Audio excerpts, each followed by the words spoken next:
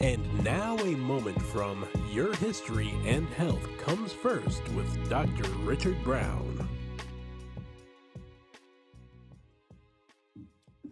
Hello, welcome back to my podcast, Your History and Health Comes First. This is Dr. Richard Brown. It is now February the 2nd, and we are at the beginning of Black History Month. And as such, we continue to struggle with the health disparities that's with us always, and a continuation of the coronavirus pandemic, which is still with us as well. People are still dying. I heard a statistic the other day that some 900 children a day are being hospitalized because of the coronavirus. And we still don't have a vaccine approved for those that are under 5 years old. So that struggle continues. So my podcast this week is going to be a continuation of the topic that I started last week, which was entitled The African American Contributions to Medicine and Healthcare. That was part one. Today, I will continue with part two. So I will trace the history of African Americans and health professionals who, from the first time they stepped foot on American soil in 1619, all the way up through, present day. So last week I ended as I was talking about the African-American individuals who had practiced medicine, who were trained. Then there were those who were untrained first, didn't go to medical school or dental school. And then we began to get into medical school, and then we got trained as physicians and dentists and nurse practitioners and nurses. And so I went through both the untrained and the trained, and it was a good thing and a great thing that we have able to get into the universities where they didn't let us into before. And we went from being slaves and people who were not trained to practice to getting the medical and dental degrees from prestigious universities like Howard and Harvard and Yale and Meharry and University of Michigan. So let me begin this week by talking about the medical professions who deserve special recognition. We work from medical practitioners, from untrained to trained, to dental practitioners, to nurse practitioners. We also talked about the schools and the professional associations. And so now we're going to talk about those who deserve special recognition. And the first person is Dr. Hale Williams. He was born 1856, died in 1931. He was a medical doctor in Chicago. He graduated from the Chicago Medical College in 1883. He was one of the first surgeons of any race to successfully operate on the human heart. Now, you may have heard of other people who done successful heart operations, maybe for the first time, and probably a different kind of area, triple bypass surgery on hearts, who is Dr. DeBakey, who was in Houston, who I actually met when I was there. But you don't know about Dr. Hale Williams, who was the first African-American and the first person of any race to operate on the human heart. And he's a founding member of the American College of Surgeons in 1913. The second person who deserves special recognition is William Augusta Hinton. He lived from 1883 to 1959. He was a Harvard graduate. He was the longtime chief of the Department of Clinical Laboratories at the Boston Laboratories and at the dispensary that was there. He was a faculty member, and he was the designer of the test for syphilis, which I didn't know about until later. But the test for syphilis actually bears his name, and he's the only person, or the first author, Black author, to author a medical textbook in 1936. So I learned about Dr. Hinton way back in the 70s. It wasn't until the 70s that I learned about him, when I became what they call a VD investigator then, in St. Louis, Missouri. They're now called STD investigators and representatives of the health department. But I became somewhat of an expert on syphilis. I interviewed lots of people, talked to them about diagnosis, treatment, and getting their contacts taken care of. And I would actually read up on and had to use the syphilis test, which was the Hinton syphilis test. And I did not know at the time that it was an African-American that invented the test. But like other things that they've kept secret from us and history that they've not told us about, I just didn't know and didn't learn about that until way later in my life and career. But that's William Augusta Hinton, who discovered and developed the test for syphilis, which continues to be used today. The next person who deserves special recognition is Ulysses Grant Daly. He lived from 1885 to 1961. He was a physician, graduated from Northwestern University in 1906. He was a noted surgeon, and he was a founding member of the Board of Trustees of the International College of Surgeons. He was the president of the National Medical Association in 1916. And he's the editor of the Journal of the National Medical Association from 1948 to 1949. Now, the National Medical Association is the association of physicians made up of African Americans. The American Medical Association is the white organization made up of physicians, but both African Americans and whites are in that organization. But the National Medical Association was started, of course, because they couldn't wouldn't be allowed into the American Medical Association. So he was the editor of the Journal of the Medical Association from 1948 to 1949. And that medical journal continues to exist today. And myself, and along with a couple of colleagues, have published inside that journal over the past several years. Next is William H. Barnes.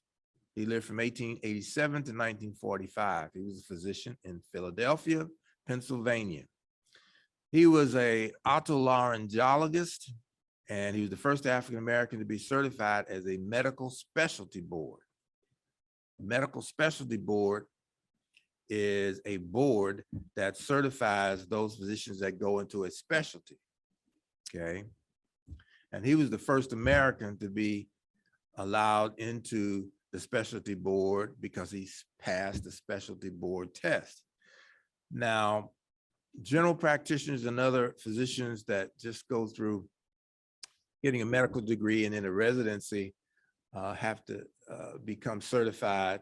And you can get an MD degree, but unless you become board certified, then you have not achieved the highest level that you should be able to achieve.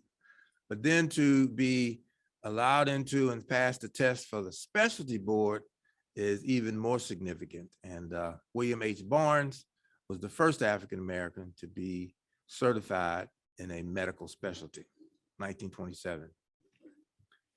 So now we have one of the physicians that is most widely known. That is Charles R. Drew, 1904 to 1950. He was an MD, and he was a surgeon. He was a medical educator, and he was a researcher.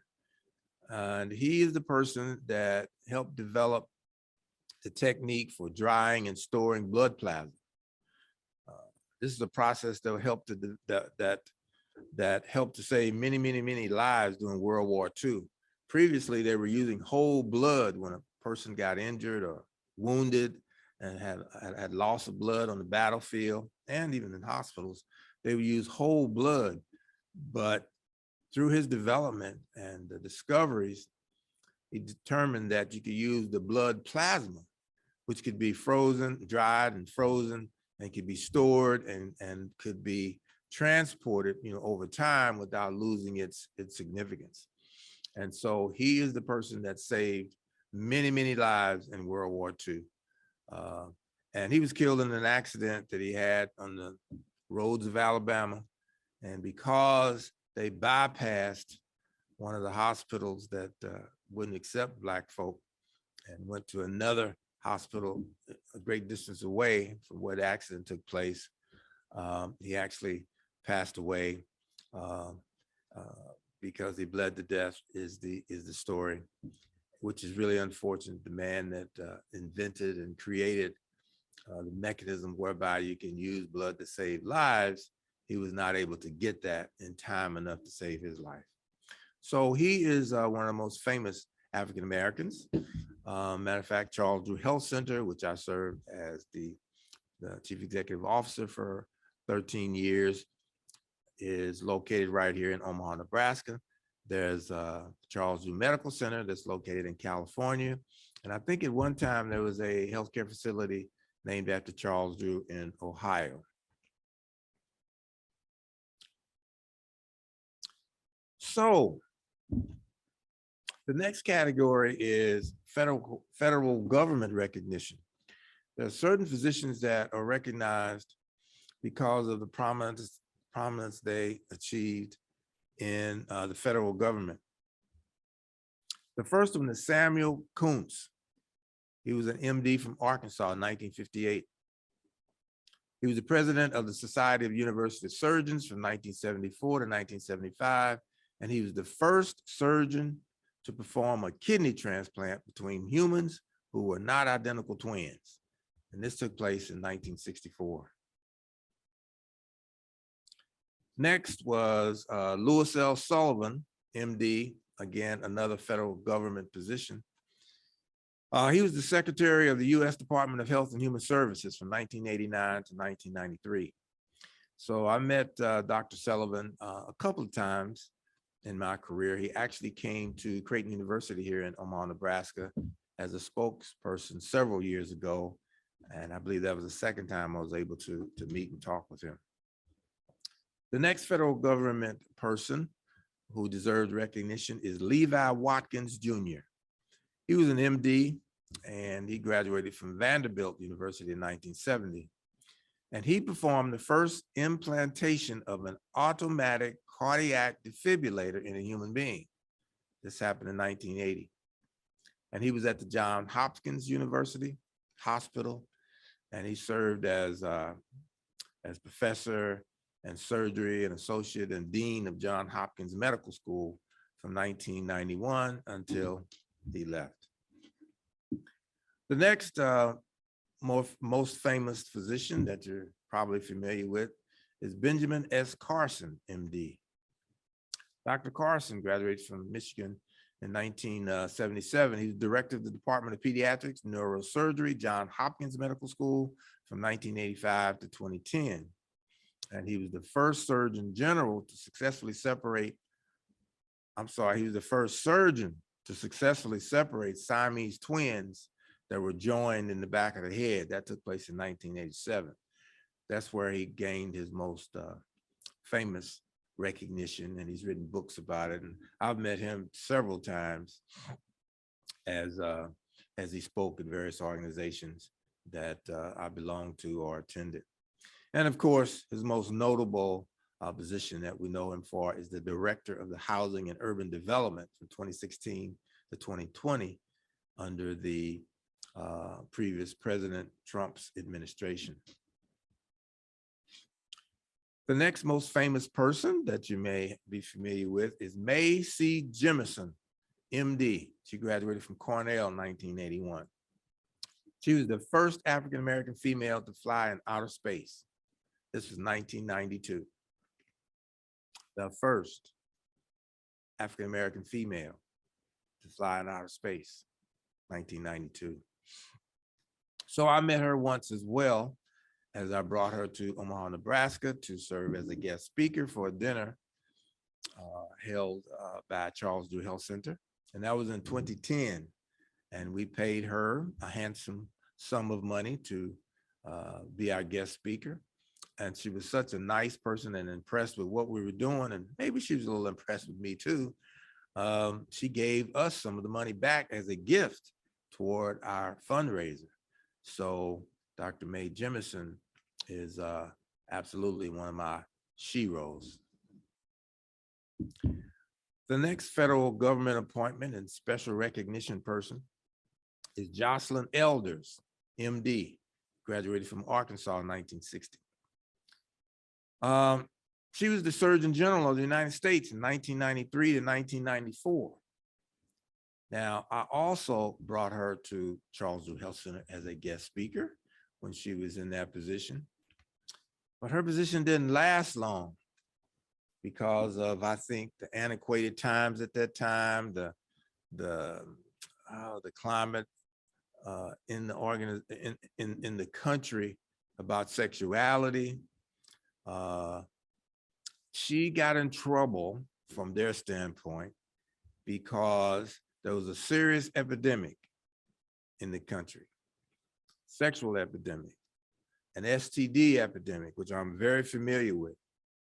And we all know, whether you admit it, talk about it, or have participated, know that condoms can protect you from diseases, from pregnancy, and some other things. And so she was dismissed after she tried to help with the epidemic that was going on with sexual activity and STDs by saying that people should use condoms, which is a basic thing you might hear from your mom, your friend, everybody knows that, you should probably use condoms when participating in sexual activity for a variety of reasons. And so because of that, she only lasted 1 year. So she was the Surgeon General of the United States from 1993 to 1994. And again, she was one of my sheroes as well. Her speech that she made when she came, though, was very long, but lots of great information. The next person is Dr. David Satcher, MD, PhD. He graduated from Case Western Reserve in 1970. He was the director of the Center for Disease Control, 1993 to 1998. And he also was the Surgeon General of the United States in 1998 until he left. So I also met Dr. Satcher a couple of times. Once while he was a speaker at the National Association of Health Services Executives, which I'm a member. And then again, when he came to Omaha and spoke to a group of us at Creighton University. And he's also co-author of a book on diversity that he wrote with another physician here in Omaha, Nebraska, who had an appointment at the University of Nebraska Medical Center.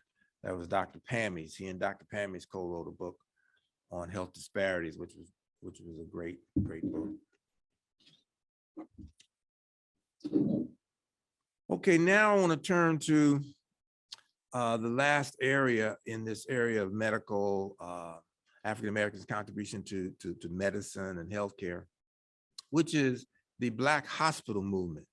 Now, many of you don't know of, can't name, never heard of a Black hospital. Do they exist? Did they exist? Well, let me tell you. From 1865 to 1960 was considered the Black hospital movement. Now, you know that, if you recall, we know that the slaves were freed, so-called freed, in 1865. So between that period and 1960s, there were opportunities and or initiatives to try and do something to help with the healthcare status of African Americans, these freed slaves. So there were several reasons why there needed to be Black hospitals, especially during that time. Number one, it was a place for Black physicians to treat their patients and to improve their skills through lecturing and doing workshops and doing training sessions. Another good reason was that doctors and patients were excluded from most other hospitals, for certain. Even here at in the history of Omaha, St. Joseph's Hospital that used to be here in Omaha, Nebraska, they would see patients on the bottom and the ground floor, but patients were not allowed above that floor, and Black physicians could not see patients anywhere but at that level. Another reason for these Black hospitals was to offset the inequities with respect to healthcare facilities and practices. Lots of inequities that took place of white doctors treating Black patients. They just didn't treat them the same. They just didn't value them as they did their patients. And there's a lot of misconceptions, a lot of untruths, and unknown information about how to treat patients who are Black. So the lack of hospitals for Black contributed to the poor health and status of colored people, as they called them at that time. So Black physicians saw that Black hospitals was a larger part of a general movement to improve the social standing of Black folk in society. So the Black movement was considered a solution. The Black hospital movement was considered a solution to what was going on. Now, after slaves were freed, there was the establishment in the federal government of the Freedmen's Bureau. Okay, and the Freedmen's Bureau was developed on behalf of and for the purpose of those men who had been freed. Didn't speak of the women, but the men who had been freed from slavery. So there was a medical division developed. So there were hospital dispensaries and other healthcare facilities were established in large cities, mostly within the South. They were self-help and philanthropic support that took place as well. But the movement from exclusion from being in hospitals to being segregated in hospitals took place during that time. So there was the establishment of separate but not equal asylums and poorhouses and homes for children, institutions for the deaf and the dumb, and adjuncts to city and county hospitals and infirmaries. And so there was the emergence of the Black hospital. So the first Black hospital was established in 1862 in Washington, D.C. by the medical division of the Freedmen's Bureau. It was called the Freedmen's Hospital of Washington, D.C. So the hospital was located on the grounds belonging to the Howard University and was the only federally funded healthcare facility for African Americans in the nation. This is back in 1862.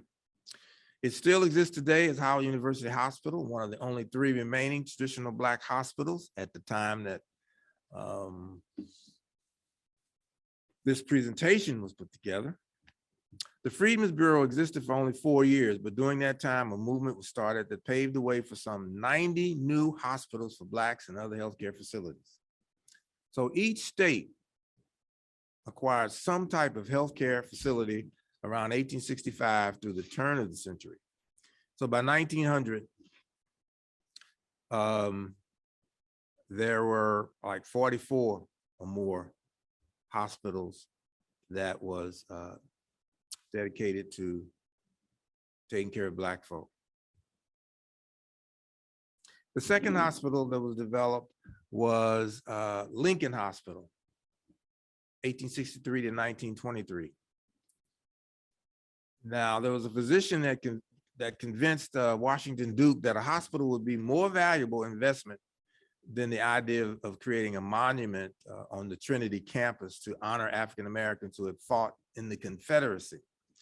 So a statue honoring Americans that had fought in the Confederacy was not as good as creating a hospital. So Dr. Moore received his opportunity to establish a hospital there, and it was called the Lincoln Hospital in Durham.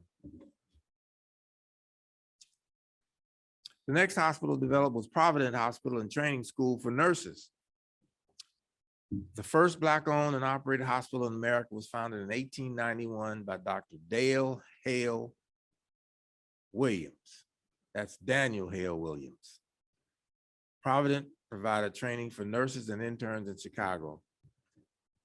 Of course, Black hospitals were very valuable because Black patients were denied hospitalization by the white hospitals, and therefore physicians that did get through medical school couldn't treat their patients inside a hospital until Black hospitals got developed. St. Agnes Hospital in Raleigh, North Carolina was the next hospital that was established in 1886. And despite its obvious handicaps, it was referred to in 1922 as the only well-equipped hospital for Negroes between Washington and New Orleans. It served not only North Carolina, but adjacent Virginia and South Carolina. The hospital closed in April of 1961 after nearly 65 years of service. So the movement was between 1865 and 1960.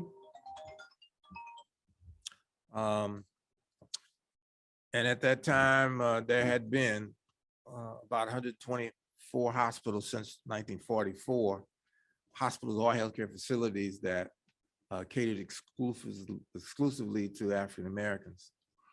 But of these 124 hospitals, only 23 were fully approved by the American College of Surgeons, and only 3 provisionally approved. And these institutions were located in 23 states and the District of Columbia.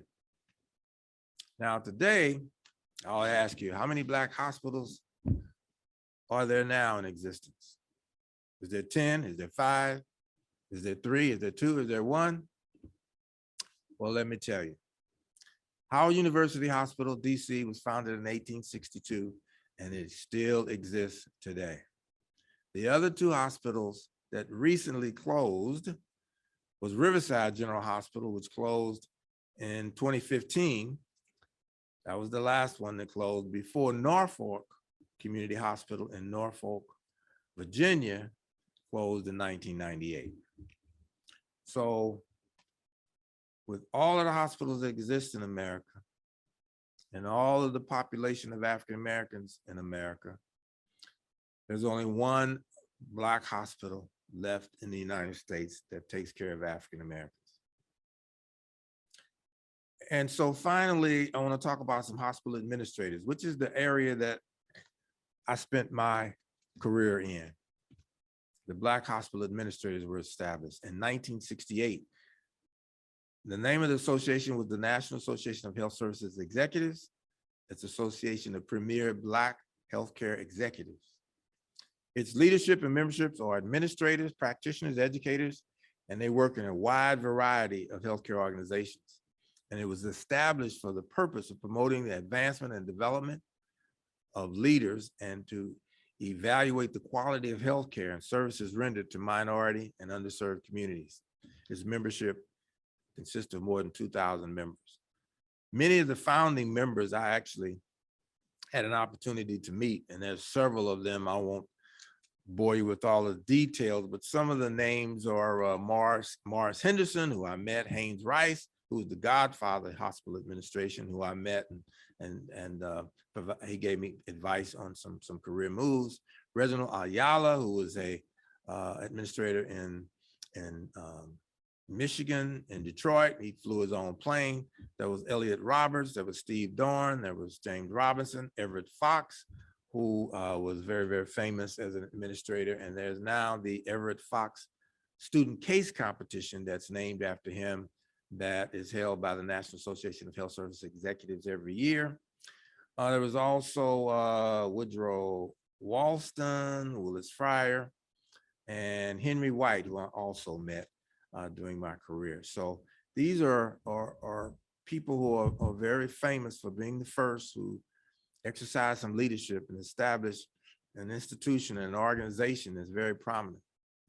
So in conclusion of this section on the African-American contribution to medicine and healthcare, I would like to say at present, there are thousands of African-Americans who practice in the healing arts throughout the nation, and hundreds of them teach, and they are engaged in research, and they're engaged in running lots of organizations, healthcare organizations, hospitals. But nevertheless, there's need for many, many more, and there's room for many, many more. And it is urgent, because although 12% of the United States is African-American, only about 4% of African-American physicians are in that racial group, and still less than 1% African-Americans are CEOs of hospitals in the United States. So there's a great, great serious disparity that exists there. And there's lots of African-American, both male, mostly female, coming through the pipeline to assume these positions, but they have to be given that opportunity to compete and given the chance to serve, because the opportunity is one thing. You can get lots of interviews, but unless you get selected, then you're not able to sit at the table and make decisions. I'm reminded of the one NFL coach, black coach, who was fired recently, leaving only one African-American coach left in the NFL, of which there's 32 teams and 70% of the players are African-American. It's only one black coach left. And while they have a policy to give opportunities to interview African-Americans for coaching positions, opportunity is one thing, but if you don't get picked, it doesn't mean a whole lot. You got to go and maybe practice for one day that you get selected. But right now, there's only one black NFL coach, National Football coach. There used to be no quarterbacks. And then there was one, and then there was two, and there was three, and we'll perhaps talk about that at another time. But before I leave you, I ran across a chart. It's a visual chart. And let me try and describe it for you. It's an arc shaped. And it really traces the timeline for African Americans in this country. So from 1619, when we came, there's a big red line that goes all the way over past the top, from 1619 to 1865, when the slaves were freed. And then from 1865 over to 1954, which is 89 years, okay? And so from 1619 to 1865 was 246 years of slavery. 246 years of slavery from 1619 to 1865. Then we had segregation from 1865 to 1954. And from 1954 to present is when we've been so-called desegregated, which is now about 68 years.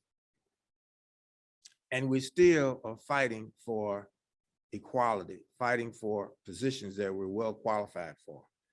So had we been able to participate during that 246 years,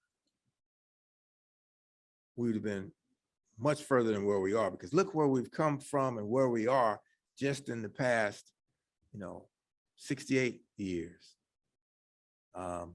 Anyway, it is interesting where we are. We're still at the point where we have to struggle to fight against health disparities and against injustices and against discrimination. And so I want to thank you for joining me this week. It has been a pleasure, as always. And I want you to remember that you should always control your destination, take that vaccination, and keep your New Year's resolution, especially about health. And until next time, your history and your health comes first. Thank you. This has been Your History and Health Comes First with Dr. Richard Brown. And you can leave suggestions at ewcfacts@gmail.com. That's ewcfacts@gmail.com. This has been an EWC Communication production.